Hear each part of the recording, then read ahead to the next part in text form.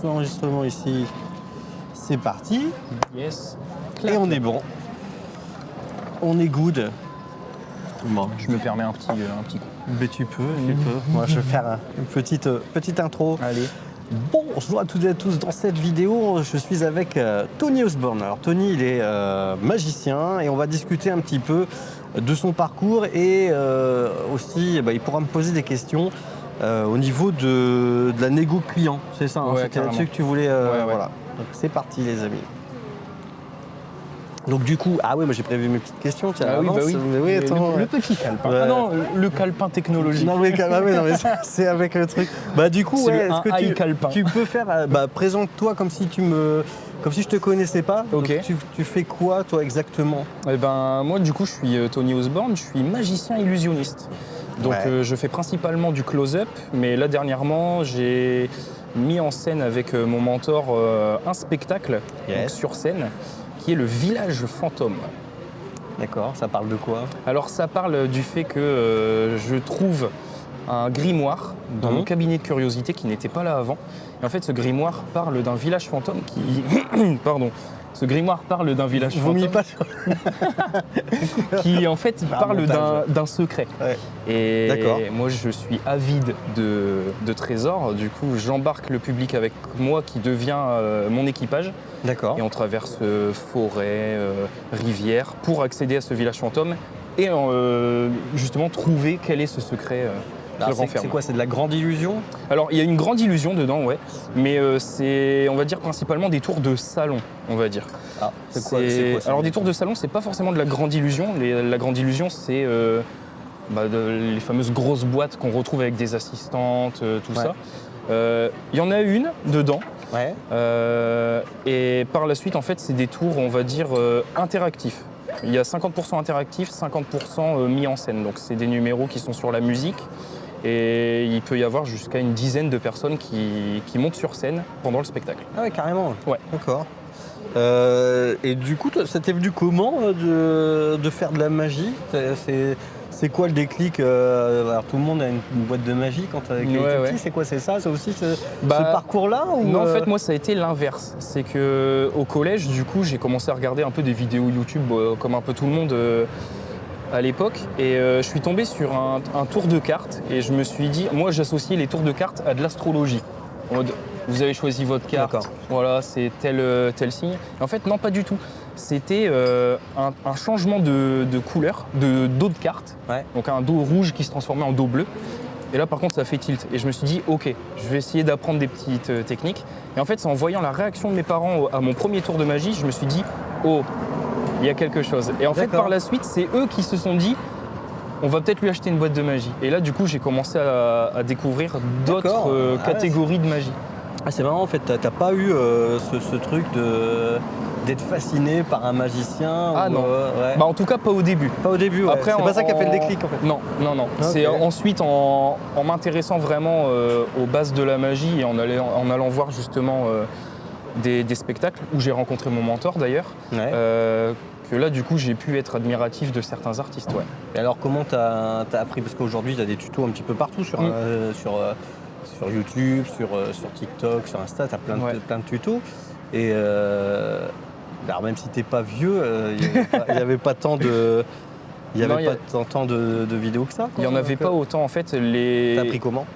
Au tout début, comme je disais, c'était YouTube, mais c'était vraiment on va dire des tours automatiques. Des tours où tu es sûr que ça marche. D'accord. Il n'y a pas forcément de Il y manipulation. a des tours où t'es pas sûr que ça va fonctionner? Ouais. Ah ouais. Bah, t'as des tours où ça dépend beaucoup du spectateur. Moi je fais beaucoup de tours comme ça où ça marche jamais. C'est ça. Moi c'est comme ça moi. Ah ouais. C'est vrai, je fais des t'as tours, pas de chance. ça marche pas. Faut répéter alors. Bah oui, mais je répète, ça marche toujours pas. Mais ouais, non, du coup, après, si tu veux t'améliorer, il faut aller dans les boutiques de magie, il faut voir un petit peu ce qu'on propose. Au début, moi, ça a été les livres, parce que c'est hyper pédagogique. On t'explique vraiment la tenue d'un paquet, de comment prendre une carte, comment prendre... je parle de cartes, mais parce que j'ai commencé par ça. Ouais. Mais après, il y a plein d'autres techniques qui sont expliquées dans les livres. Et après, ça a été les DVD.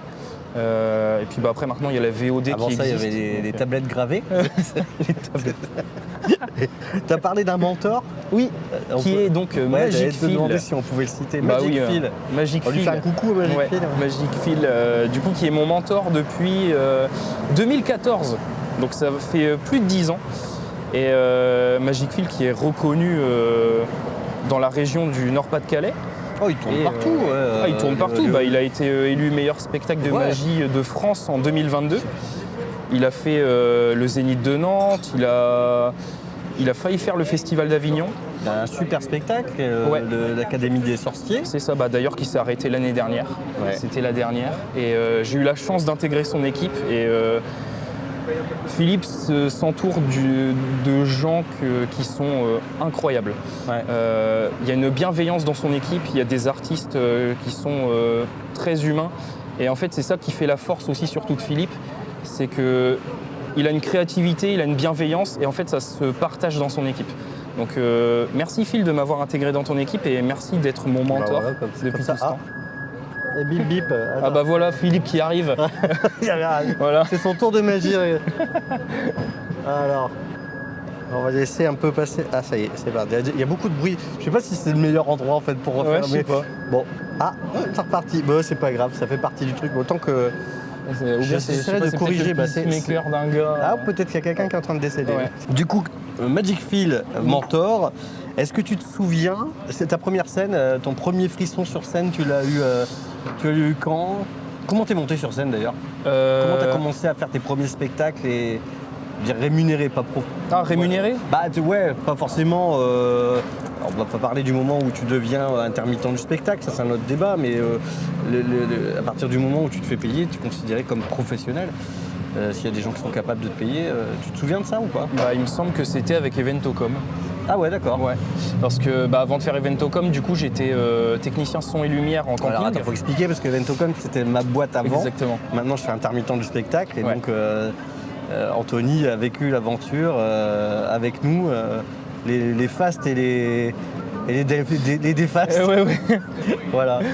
Mais ouais, du coup, c'était avec Eventocom, les premières prestations rémunérées en tant que magicien. D'accord. Ouais. Première scène avec, donc avec Eventocom. Ah, c'est Ouais. marrant, ça je savais pas, je pensais que tu avais fait de la scène avant. Moi. Ah non, en fait, la scène. Bah, au camping, tu faisais du camping avant. Alors, je faisais de la camping. scène. De base, en fait, j'ai fait une formation technicien son et lumière pour être amené à être technicien en camping. Ouais. Et en fait, de base, la profession que je devais faire, c'était juste rester dans la cahute tout l'été. Ouais. La journée, faire du montage audio, faire les programmations lumière. Le soir, rester dans la cahute. Alors, faire des programmations lumière en plein jour, Voilà. c'est compliqué. déjà une prouesse. Mais voilà. Mais de base, je devais rester qu'à faire ça. Et en fait, c'était en voyant la première organisation du spectacle des animateurs que j'ai proposé à faire des petits interludes de magie s'il fallait par exemple un changement de costume en 1 ou 2 minutes, qu'il n'y avait pas le temps de faire un autre numéro. Bon, je peux peut-être vous proposer un numéro de mentalisme ou quoi. Donc, j'ai commencé à faire ça. Ouais. Et au final, je me suis retrouvé à faire du mix, de la magie, des jeux la journée avec les propriétaires, les vacanciers. Et au final, j'ai fait plus que de la technique. Et Polyvalence, franchement, ouais. ça, c'était Bah. une belle expérience. Ça, oh Si. Bon. Peut-être l'horaire qui était pas bon, je pense. Ouais, il y a carrément un quad, quoi. Oui, bah allons-y. Sérieux, j'espère que le son est pas trop dégueu. Vous nous en voudrez pas trop. Bon, le micro normalement il est là, donc ça prend plutôt bien, oui. ça devrait le faire. Regarde, d'ici là que la police ça se mette pas à mettre le gyrophare, on aura tout gagné. Ouais, donc non, pour un truc sur lequel que moi je remarque, et c'est vrai pour beaucoup d'intermittents que je connais. Alors, ceux qui ont de la bouteille, c'est pas le cas parce qu'ils n'ont qu'une activité. Ouais. Voilà, ils sont ou que magiciens, ou que chanteurs, ou que techniciens. Mais la polyvalence en fait. Ouais. Et j'ai l'impression, parce que bon, on va pas se mentir, quoi. Toi tu débutes dans le monde de l'intermittent, c'est ta première année en tant qu'intermittent. Carrément, ouais. On en parlait tout à l'heure en venant ici au Café du Commerce, où on disait que on se posait la question des dates, du nombre de cachets à l'année et on comparait un petit peu ça. Moi, je suis toujours en stress de ne pas avoir mes cachets alors que j'ai zéro problème. C'est vraiment pas un sujet. En revanche, toi, le petit truc pour pouvoir grappiller des cachets, c'est de communiquer sur le fait que tu es magicien. Ouais, c'est ce que tu veux faire à temps plein à 100%, mais de temps en temps, il y a besoin, pour compléter, de faire ou de la technique son, ou d'animer un karaoké, ou de faire des trucs on va dire, qui gravitent un petit peu autour du spectacle en tant que comédien ou autre. Ouais. Pour pouvoir faire un certain nombre d'heures. Donc si vous êtes dans ce cas-là, où vous voulez être chanteur et vous vous dites mince, j'ai pas mon nombre de cachets, peut-être que là aussi une piste à exploiter, c'est d'aller chercher la polyvalence et peut-être d'avoir un deuxième métier accessoire. Ouais. Voilà, pas oublier votre objectif de départ comme Tony, mais se dire si de temps en temps j'ai des compétences en son, pourquoi pas aller faire de la technique pour un petit groupe ou un petit spectacle. Et à côté de ça, je suis pas, chanteur, magicien, peu importe, mais puis il n'y a pas à dire, ça dépanne quand même. Ouais. Ouais, toi, tu es autonome aussi en termes de son, pas sur des gros événements, mais sur des petits événements, il y a possibilité. C'est vrai que quand tu connais les bases de la technique et tu as un minimum de bouteilles en animation, ça dépanne largement. Tu as un problème de câble XLR, les gens ils savent pas comment gérer. Ouais. C'est pas leur sono, ils savent pas comment gérer. Toi tu peux y aller et puis faire le taf. Puis on le voit souvent, alors évidemment ça fait rêver quand tu vois des plateaux avec des fiches techniques, des machins, des zéniths ou des salles super bien équipées avec des techniciens son compétents. C'est top, mais c'est pas la réalité, c'est 80% du temps. C'est avec ton couteau. Là, je vais être obligé de biper. Mais si tu vas un peu comme tu peux, quoi.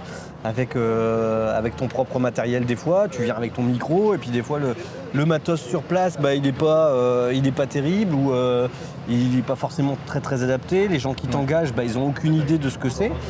Justement, ça va permettre aussi de parler tout à l'heure. De l'objet principal de la vidéo, parce qu'effectivement on vient sur ton parcours, mais aussi sur le fait de trouver des contrats et de les négocier. Ouais. Parce que c'est un petit peu parfois le nerf de la guerre.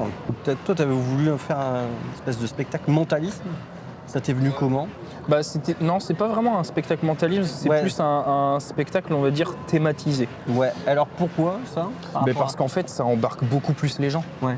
Quand tu as une thématique, tu as une histoire autour, tu as du théâtre, les gens se sentent plus intégrés dedans.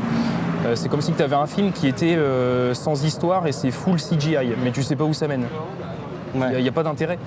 Mais par contre, si tu as un spectacle qui est bien ficelé, où il y a du décor, il y a une histoire, il y a de la voix off, il y a des belles musiques, et ça amène vers quelque chose, là tu vas te souvenir du spectacle. Justement, on dit que souvent le spectacle c'est 10% de technique, 90% de psychologie. Du coup, toi, comment tu travailles ton personnage, ton texte ? Alors, tu as parlé de Magic Phil, il y a lui, mais alors, en fait, d'autres choses aussi. Le spectacle, moi j'aime beaucoup le thème des curiosités, de l'étrange, du mystérieux. Et j'avais commencé à faire une ébauche de ce spectacle-là, en termes d'histoire.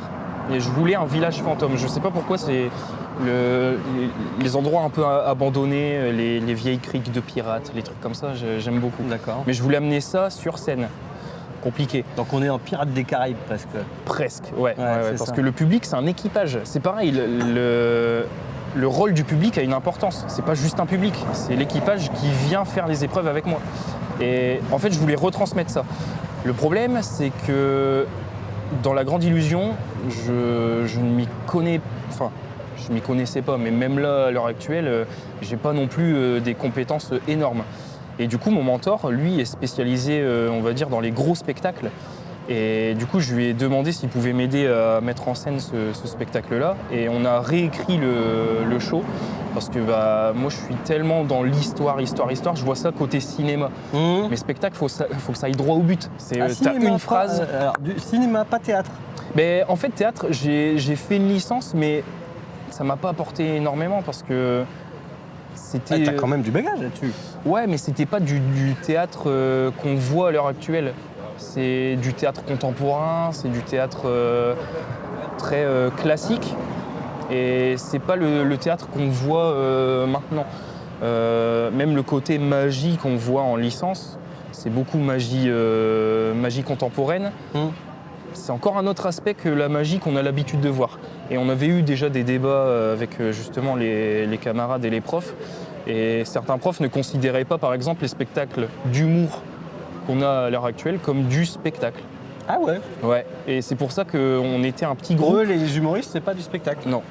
Pour eux, c'est pas du théâtre, du spectacle. Ouais, donc pour eux, plutôt comment dire, les anciens humoristes sont déjà plus proches du théâtre. Même pas. C'est en Muriel fait, Robard qui joue des personnages ou ce genre de choses. Ouais, eux, c'est plus le côté harlequin. Ah oui, d'accord. Ouais, voilà. Molière. Voilà, c'est ça. D'accord. Et Donc, en fait, classique, on était vraiment un petit groupe de rebelles en disant, ben non, toute forme avec artistique. des bandeaux Ouais, voilà. et des épées. tout art et spectacle. Ouais. De l'hypnose, c'était pas considéré comme du spectacle pour eux. Alors Ah que ouais. si, c'est de l'hypnose de spectacle, bah, c'est Ouais, mis en alors scène. Si, je comprends ce qu'ils veulent dire parce que en tant que technicien, parce que moi j'ai aussi cette casquette-là, quand on est, on fait le distinguo en fait entre le spectacle théâtre, Oui, le spectacle théâtre et le show business.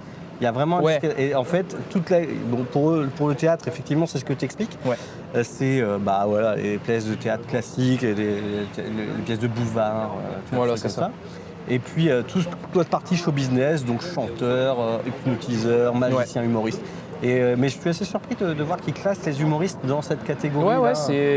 Bah, même nous on était étonnés. Hein. C'est pour ça, on n'était pas d'accord avec les profs. Et moi on me faisait chercher des trucs dans la magie nouvelle, tout ça. J'y connaissais rien. Moi, C'est quoi la magie nouvelle? Bah, la magie nouvelle, c'est on va dire un numéro qui peut durer 3 minutes d'une personne qui est en lévitation. Ouais. Non, mais Qui est en lévitation constante autour d'une chaise. Pendant 3 minutes? Ouais. C'est long. Et voilà, et en fait, D'accord. bah, il y a toute une thématique, mais il n'y a pas d'histoire. Enfin, c'est à toi d'interpréter.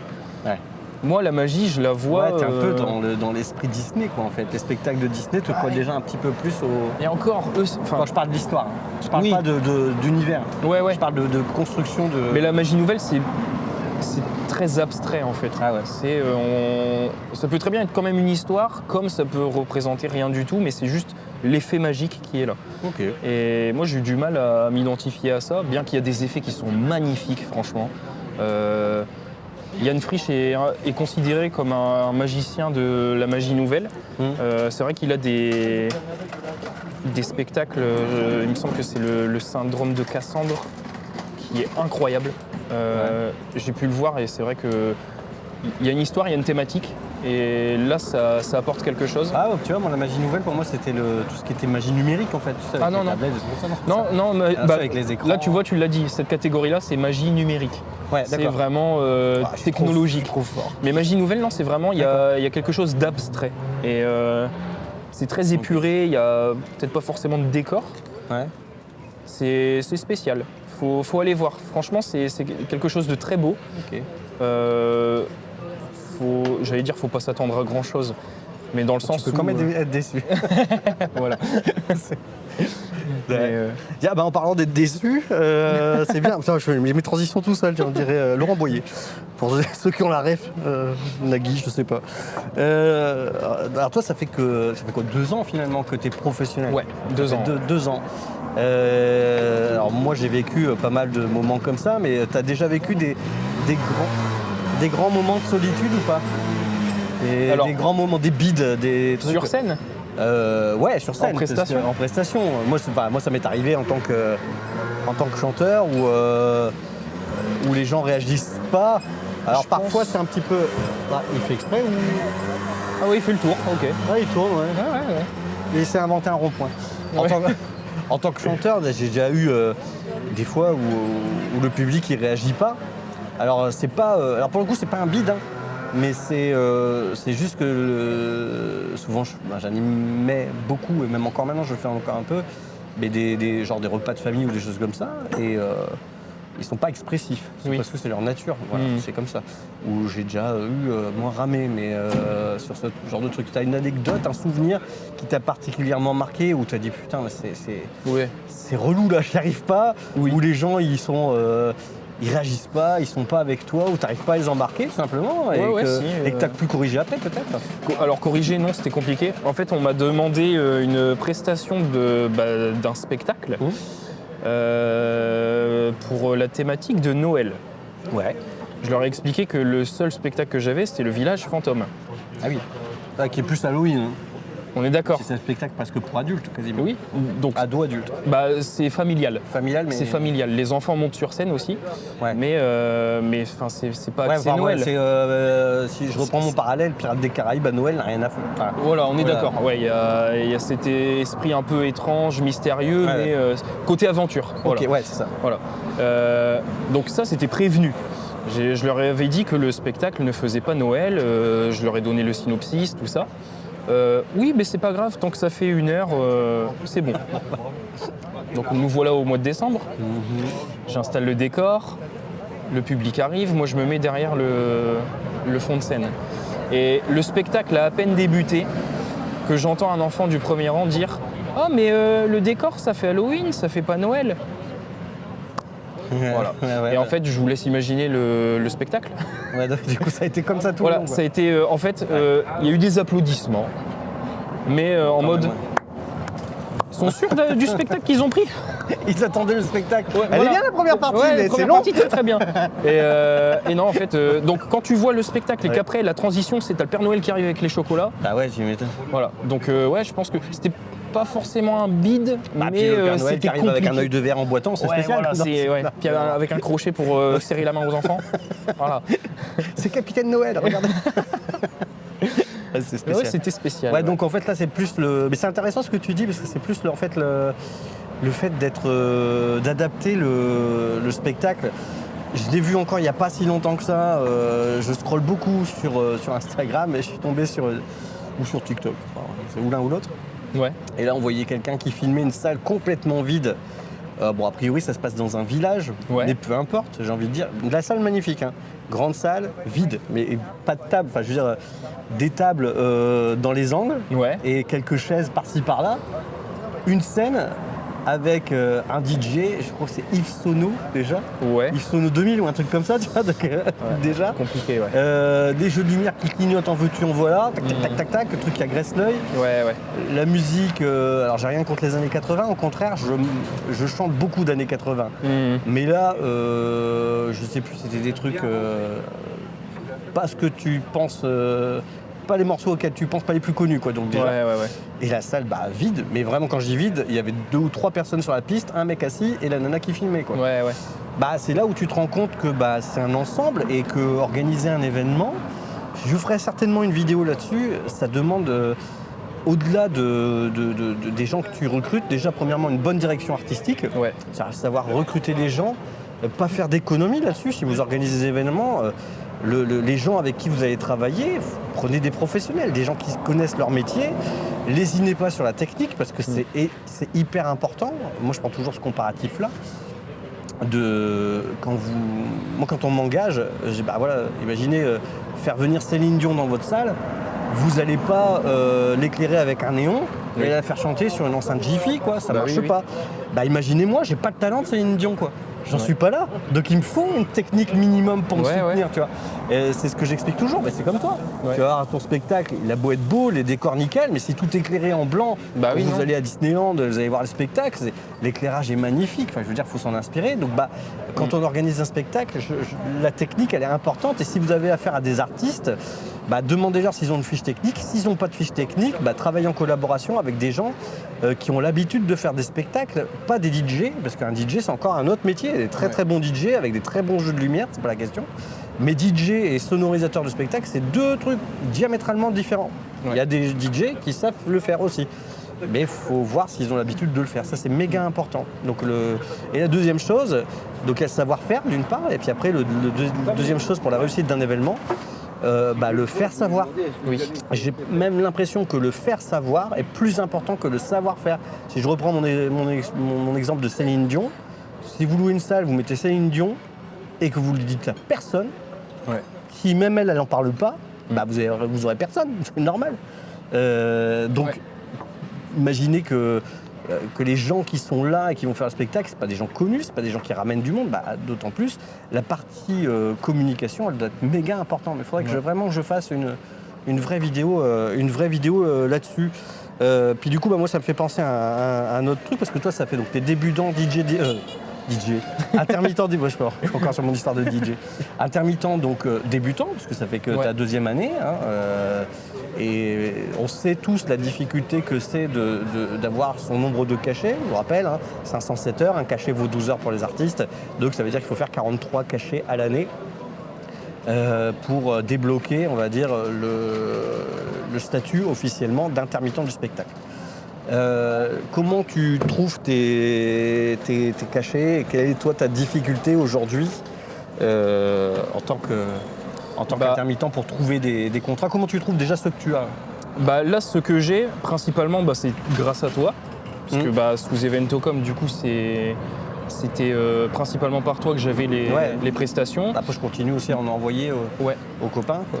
Mon mentor, du coup, qui m'en envoie aussi quand il ne peut pas. Après, donc là, je parle pour la région Nord-Pas-de-Calais. Ouais. Pour moi, c'est compliqué parce que bah, c'est pas moi qui trouve les contrats. Les contrats que je trouve viennent de là où j'ai travaillé avant. Donc en tant que technicien son et lumière, donc à la fois en Bretagne et en Charente-Maritime. Parce que j'ai beaucoup de contacts là-bas. Et donc c'est là-bas que je trouve par moi-même les contacts. La difficulté aujourd'hui pour moi, c'est de pouvoir démarcher dans le Nord-Pas-de-Calais, donc là où je suis installé principalement, mais là où j'ai encore jamais travaillé de moi-même. Et donc pour se faire connaître, bah, faut être vu. Et j'ai encore pas eu de contrat de moi-même, donc pour montrer, c'est un peu compliqué. Alors c'est intéressant ce que tu dis, parce que pour le coup, tu as dit une chose qui est méga importante. Ça, c'est pareil pour tous ceux qui démarrent dans le monde du spectacle, qui veulent se faire connaître. Il n'y a pas 36 façons. Que ce soit pour Anthony qui est magicien, que ce soit pour moi qui suis chanteur, moins le problème parce que bah, au bout de 25 ans, les gens me connaissent, ils savent ce que je fais. Encore que j'ai glissé, hein. Moi au départ j'étais DJ, hein, puis tout progressivement j'ai commencé à chanter et j'ai commencé à me faire connaître. Pour justement maintenant ne plus faire DJ, j'y reviendrai après. C'est important aussi de sectoriser et de communiquer que sur une seule chose. Pour ceux qui me découvrent, je suis animateur-chanteur. Et je mets animateur avant chanteur. Et le plus important, c'est de faire la démonstration de ce que vous faites. Parce que, voilà, moi je suis magicien, bah, ok. Moi aussi je fais des tours de magie, quoi, tu vois, on va te répondre ça. Moi j'ai un jour quelqu'un qui m'a répondu que j'étais allé démarcher en disant, bah voilà, j'essaie de vendre un spectacle. Donc cette personne-là avait ouvert une plaine de jeux pour les gamins, tu vois, un truc en intérieur, ici pas loin. Hein. Et un jour, je suis allé le démarcher et je lui ai dit, on pourrait, par exemple, le samedi, quand il y a beaucoup de monde, histoire de fidéliser la clientèle, parce que c'est pas ça qui va faire venir le monde, mais ça va fidéliser, les gens vont avoir envie de revenir. Je rappelle que l'émotion, c'est le moteur de la mémoire. Si les gens passent un bon moment, ils auront envie de revenir, hein, que ce soit un resto ou autre chose. Mais il ne faut pas forcément partir sur l'idée de dire voilà, je fais un événement pour gagner de l'argent. En tout cas, c'est vrai pour tout ce qui est restauration ou pour les endroits qui reçoivent déjà du public naturellement. Mais c'est plus pour marquer les esprits et puis que les gens reviennent, pensent à vous. La rentabilité, si ça peut être à zéro ou que ça vous coûte peu, c'est bien. Mais l'objectif, c'est pas de remplir avec un artiste. Ou alors, il faut prendre un artiste connu, mais c'est encore un autre délire. Et donc je lui dis, on peut vous mettre des danseurs, machin, etc. Elle me dit, moi, mettre un déguisement et bouger, je sais le faire. Déjà déguisement. Oui, non mais voilà, le mot est Ouais. Moi, mettre un déguisement et danser, je sais le faire. Parce que le gars n'a pas capté la valeur ajoutée du truc, donc c'est méga important.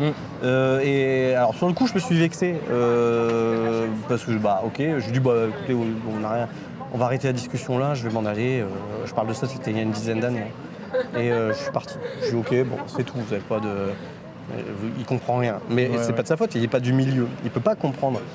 En revanche, ce que j'aurais pu lui proposer, alors je ne l'ai pas fait parce que c'est une troupe, mais étant donné que c'est un établissement où potentiellement tu peux y retourner plusieurs fois, c'est-à-dire écoutez, on vous fait une démo d'1 quart d'heure. à un prix réduit, juste pour couvrir les frais, histoire que vous voyez la valeur ajoutée. Ouais. Et après, on en parle. Et moi, je travaille beaucoup comme ça. Enfin, je travaillais avant beaucoup comme ça. Maintenant, j'ai arrêté de démarcher. J'ai arrêté de chercher des contrats. Je fais des démos sur Internet parce que les réseaux sociaux peuvent servir à ça. Toi, d'autant plus parce que c'est du visuel. Mais combien de fois on en parle régulièrement. Tu te pointes dans un resto, voilà, juste dans la discussion, à un moment donné, tu te dis qu'est-ce que vous faites dans la vie ? Je suis magicien. Ah, vous pouvez me faire un tour de magie. Ouais. On en parlait tout à l'heure. Tu croisais quelqu'un, tu peux pas leur faire un tour de magie vite fait. Quoi. Tu vois, c'est systématique. Moi, en tant que chanteur, c'est plus compliqué. Hein. Tu peux nous chanter une chanson, j'ai pas mon matos, j'ai pas mes bandes son. Et puis, moi, je suis animateur-chanteur. Tu vois, je suis un peu un usurpateur quelque part. Je chante juste, mais il y a des gens qui chantent beaucoup mieux que moi. Je veux pas faire d'album, je veux animer moi des événements. Et donc, pour moi, ça passe par la démo. Et 80% de votre temps, quand vous démarrez, pour obtenir vos 43 cachets, c'est d'aller faire de la démo, de se pointer, dire bonjour, je fais ci, je fais ça. Si vous avez la possibilité de faire une démo en 5 minutes, comme Tony peut le faire, tant mieux. Sinon, c'est plus compliqué. Après, encore, là, le côté magie, le close-up est... Ah, sur du close-up, ouais. Ouais, voilà. Moi, le but actuel, c'est de vendre le spectacle. Oui, alors après, le close-up, alors pour le spectacle, il faut au moins le vendre une fois, faire une captation vidéo. Ouais. Pareil, alors je sais que ça coûte des sous, hein, mais d'avoir une bonne petite captation vidéo avec une ou deux caméras, c'est déjà pas mal pour pouvoir l'envoyer aux gens et qu'ils puissent se rendre compte. Bon voilà, ça fait partie des choses à mettre en place. Ah, on remonte le sens interdit, c'est... Ouais, j'ai même pas fait attention. C'est pas mal. Il se passe des trucs en plus dans cette vidéo, c'est fou. Après sur des différentes choses, je vais passer très très vite, mais on parlait de l'administratif. Mais pour l'administratif, j'ai fait une vidéo il n'y a pas si longtemps que ça, où moi j'ai trouvé une boîte de prod qui accompagne les artistes dans leurs projets et donc qui peut vous faire vous sortir des factures et prendre contact avec vos clients. Il suffit en plus ils ont fait un petit formulaire en ligne qui est vachement bien. Vous leur envoyez simplement, plutôt que de remplir un mail où il manque une information, vous remplissez le formulaire, après ils envoient le contrat, ils vous font la déclaration, etc. Vous êtes dans les clous, tout va bien. Puisque je vous rappelle qu'en tant qu'artiste, vous avez toujours un lien de subordination, vous ne pouvez pas être auto-entrepreneur, ça c'est pareil, il y a très peu de gens qui le savent. Voilà, à part les cartes, etc., donc on en parlait, toi tu es autonome aussi sur les petites prestations. Ouais. Tu peux arriver avec ton matos. Oui, avec Jusqu'à combien de personnes, lumière, s'il y a quelqu'un qui est intéressé. jusqu'à une centaine de personnes, pas plus. Ouais, donc ça fait quand même des belles petites salles, quoi. Oui. Ouais. Et ton spectacle, justement, tu as besoin d'une scène de combien idéalement, en longueur... Alors attends. De large, 8 mètres, c'est l'idéal. En profondeur, on va... 200 mètres 8 mètres, scène jouable, sans compter les coulisses. Parce que les coulisses, il faut quand même aussi de la taille, parce que la grande illusion, il faut la mettre ensuite en coulisses. Il faut 800 mètres carrés de coulisses. Exactement. Des échafaudages partout. Non. Et la hauteur de la scène, 3 mètres minimum. D'accord. 3 mètres sous le plafond au plateau. Ouais, au plateau. Parce que il y a des gens qui vont te dire c'est bon, il y a 3 mètres, et puis si tu as 50 cm déjà de scène, ça marche pas la grande illusion. Non. Donc ok. Et alors, là, pour le coup, on garde le meilleur pour la fin. Je ne sais pas si c'est le meilleur, mais en tout cas, toi tu m'évoquais tes difficultés par rapport à la négociation. Ouais. Ok. Du coup, c'est quoi, toi, tes plus grosses... là où tu accroches le plus, en fait? Là où j'accroche le plus, qu'est-ce serait la friction, ce serait la prospection, tu sais faire. Oui. Et après, toi, c'est plus répondre aux objections qu'on te pose. Ouais, voilà, c'est ça. C'est oh, vous êtes cher. C'est pas dans notre budget. Enfin. C'est deux objections différentes. Hein. Oui, c'est deux objections différentes. Pas être dans le budget et être cher, c'est par rapport à quoi? Oui, voilà. Est-ce qu'une Dacia est chère par rapport à une Mercedes? C'est compliqué à dire, quoi, tu vois. Après, ça se comprend. Si on se met à la place d'un client, d'un employeur, parce qu'on n'a pas le droit de parler de client en tant qu'intermittent, c'est une déformation, on va dire, du vocabulaire. C'est une vulgarisation. Mais France Travail ne me tombez pas dessus. Hein. On parle de clients, mais ce n'est pas des clients, c'est juste que nous, on cherche des emplois. Donc, et après, la façon de se déclarer, il y a plein de façons de faire. Mais globalement, la finalité, elle est la même. Mais quand tu vas voir quelqu'un qui n'a rien demandé et qui cherche un spectacle, enfin qui cherche rien plutôt, et tu vas le voir, effectivement, si tu lui annonces un tarif, il peut te répondre que c'est cher parce que il n'a pas de notion de ce que ça peut coûter et du temps que ça peut coûter. Et peut-être que... Alors moi c'est ce que je disais parce que dans une autre vie j'étais commercial et on m'a appris à gérer les objections des clients comme ça. Et systématiquement, quand on vous dit, quand on vous formule une objection, c'est de poser des questions. Toujours des questions même ouvertes. C'est-à-dire pas une question, ah ouais, vous trouvez ça cher? Ah oui, bon d'accord, ok, ça, c'est une question, mais ça sert à rien, c'est fermé. Poser des questions ouvertes, quand on te répond, ouais mais c'est cher. Il y a une question qui est géniale, c'est-à-dire. Ouais. Tu vois quelqu'un qui te dit c'est cher, c'est-à-dire. Et là, peut-être qu'il va te dire je fais pas assez de couverts pour payer ça, ou j'ai pas le budget, ou voilà, ou alors j'ai vu un autre magicien qui est beaucoup moins cher.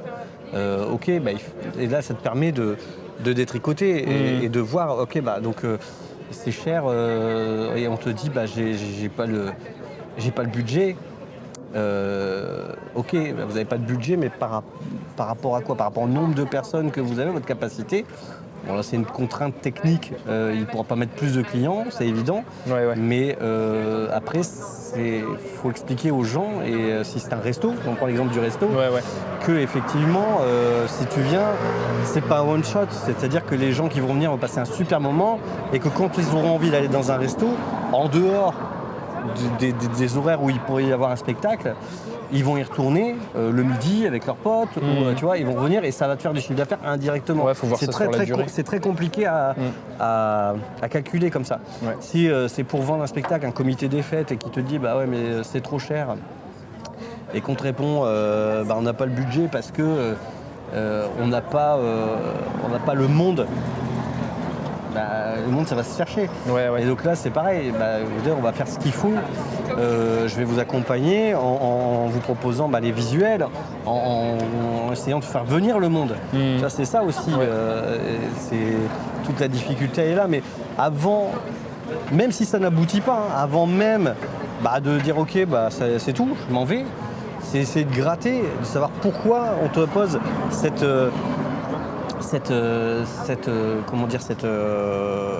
objection-là. Si par exemple tu as une objection qui va te dire par exemple ouais mais non c'est pas possible, le mec il veut te prendre, mais la hauteur sous plafond elle n'est pas possible, enfin ça marche pas, tu parlais tout à l'heure 3,5 m. Oui c'est possible, mais on va adapter le spectacle, donc au lieu de faire 1 heure ou 1h15, il fera un quart d'heure de moins parce que je peux pas faire tel numéro. Là l'objection tu sais y répondre tout de suite. Oui. Voilà, c'est un point de vue technique. Parce que l'objection sur laquelle tu galères le plus, c'est plus l'aspect financier. Ouais c'est ça. C'est convaincre pas forcément, mais c'est en fonction des objections que eux vont vraiment avoir.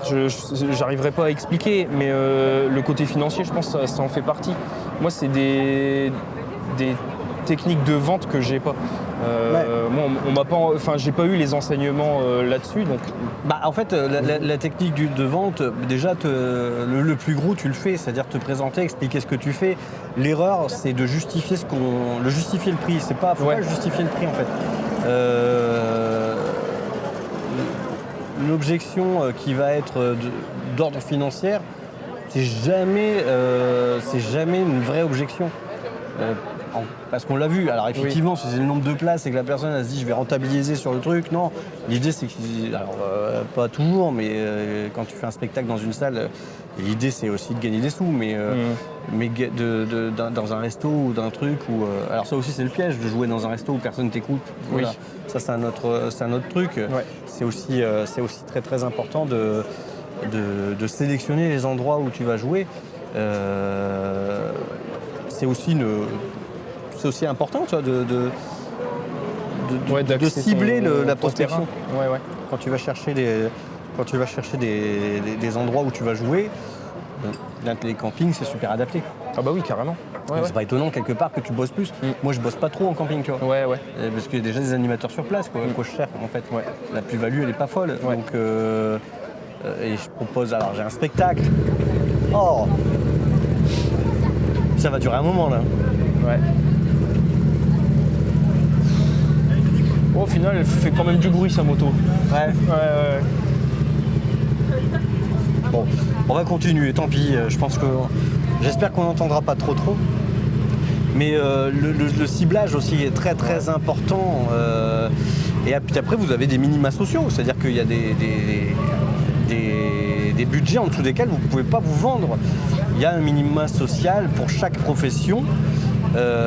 Et puis il faut pas accepter de jouer en dessous de ça, parce qu'en plus, alors certes vous allez jouer, mais vous allez vous scier la branche sur laquelle vous êtes assis. C'est-à-dire au bout d'un moment, on va vous dire ils ne voudront pas vous augmenter. Pourquoi ils vous paieraient plus cher? Et si tout le monde fait ça, ça va monter le truc vers le haut. Je vous rappelle que quand vous chantez, quand vous faites un spectacle, vous chantez parce que moi je suis chanteur, mais quand vous faites un spectacle, quand vous faites une animation, il y a des heures et des heures de répétition. Et en réalité, c'est ça que les gens payent. Ouais. Quand vous allez faire une prestation et qu'au minimum vous demandez, je sais pas, 350, 400 € sans matériel, hors taxe, donc je parle de prix facturé quand vous passez par une boîte de prod, ou 150, 200 € net quand vous allez être salarié, ça inclut toutes les heures de répétition. Il n'y a pas que l'heure de spectacle, il y a le montage, il y a le transport, il y a tout ça. Ouais. Donc je pense que par contre, quand vous faites vos propositions, quand vous êtes dans votre négociation, c'est important de récapituler ça. Ouais. Je veux dire, voilà, alors combien vous demandez, si demain on te dit, combien vous demandez? Alors, moi je vais vous proposer un prix qui inclut le transport, le matériel, les consommables, le spectacle et les répétitions bien sûr avant. Déjà, c'est pas que le spectacle. Et pour tout ça, je demande X €.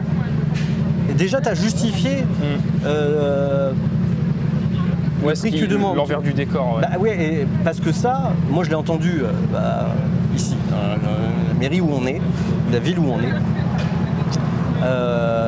Ou les réflexions de certains élus les mecs qui demandent autant pour venir chanter 1 heure. Ouais. Ils travaillent 1 heure à ce prix-là, ils sont bien payés. Là, il n'y a pas que ça. Il n'y a pas que ça. Souvent, on voit que la presta. Les gens pensent que à la presta, alors qu'il y a tellement plus derrière. Sans compter que des fois, c'est en 2 fois. C'est-à-dire que faites pas d'économie sur le spectacle, prenez un bon spectacle. Si le spectacle est cher, c'est qu'il est pas mauvais, ou alors ça dure pas. D'ailleurs, j'en discutais il n'y a pas si longtemps que ça avec une boîte de prod qui voit pas systématiquement ces artistes. Il y avait besoin de faire ça? Ah bah ouais, brom brom. C'est fou. Et donc ils voient pas systématiquement ils voient pas forcément systématiquement ces artistes, puisqu'ils essayent de faire un catalogue national. C'est très compliqué. Et je dis comment tu les sélectionnes tes artistes? Elle me répond au prix. L'artiste qui est pas assez cher, ils le prennent pas parce qu'ils savent la valeur d'un animateur chanteur pour une prestation. Ils savent la valeur d'un magicien parce qu'ils ont de l'expérience. Ils savent très bien qu'en dessous d'un certain seuil, c'est pas anormal. C'est pas normal d'être en dessous d'un certain seuil, c'est que t'es pas bon. Si t'es obligé de baisser ton prix, c'est que t'es pas bon. Et t'es pas bon dans l'esprit du mec qui va t'engager aussi. Donc c'est important. Et rien ne t'empêche quand tu fais une prospection, comme je l'ai fait il y a pas longtemps. Alors pour le coup, j'ai fait de la prospection, mais en disant je viens de la part d'un de vos employés qui m'a dit de venir vous voir parce qu'a priori je collerais bien à votre établissement. Voilà.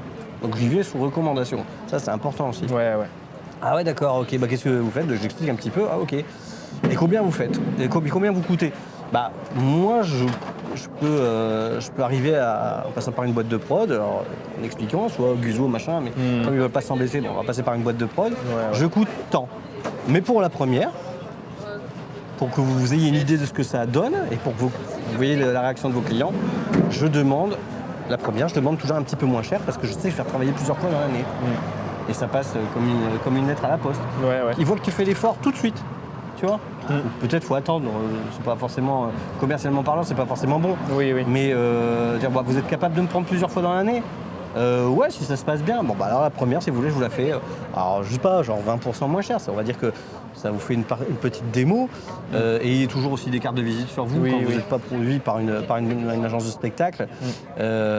C'est bien aussi d'avoir des visuels, un kakémono ou ce genre de choses.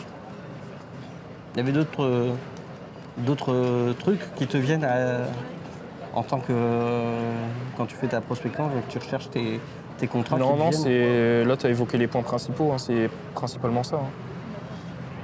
Bon, donc n'oubliez pas, surtout abonnez-vous, c'est important. Oui. Si vous voulez d'autres vidéos dans ce genre-là, c'est important de vous abonner.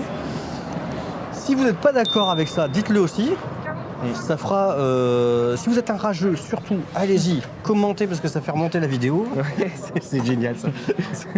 Les mecs n'ont pas compris. Non, mais abonnez-vous, c'est important, mettez la cloche, suivez cette chaîne. J'essaie de vous partager plein de choses en tant qu'artiste. Moi, j'ai rien à y gagner, sauf que de vous sortir des vidéos de plus en plus. Au plus vous partagerez, au plus il y aura de vues, au plus ça va m'encourager à sortir d'autres vidéos sur d'autres sujets. Il y a plein d'autres trucs qui vont arriver, notamment des vidéos sur des tests matériels, on va aller visiter aussi des gens qui sont fabricants d'enceintes. Ah, ça c'est cool ça. Ouais, une marque plutôt haut de gamme. Et puis pareil, des conseils en matos, comme j'ai pu faire dans la dernière vidéo sur la table de mixage Yamaha, voilà, pour les débutants. Et n'hésitez pas aussi à poser vos questions dans les commentaires et puis réagissez. Si vous n'êtes pas d'accord avec ce qu'on vient de raconter, ou si vous voulez compléter parce que vous trouvez qu'on a dit beaucoup de conneries, c'est possible aussi. N'hésitez surtout pas. Merci d'être. Merci de m'avoir invité sur ta chaîne. Ouais, non. Et on peut te retrouver où, tiens, partout sur les réseaux, Instagram, TikTok, Facebook. Tony Osborne. Ouais, c'est ça. Tony Osborne avec un Z. Et tu te déplaces partout en France. Dans toute la France, la Belgique, la Suisse. Aussi, exactement, qui fait partie de la France. C'est un spectacle bilingue allemand? Bilingue égyptien. Égyptien. Ouais. Égyptien ancien. Exactement. Non, voilà. Tout ce qui est francophone, ça marche. Ouais. Voilà. Si vous avez besoin de quelqu'un pour animer au soleil pendant 15 jours, je suis prêt à le faire.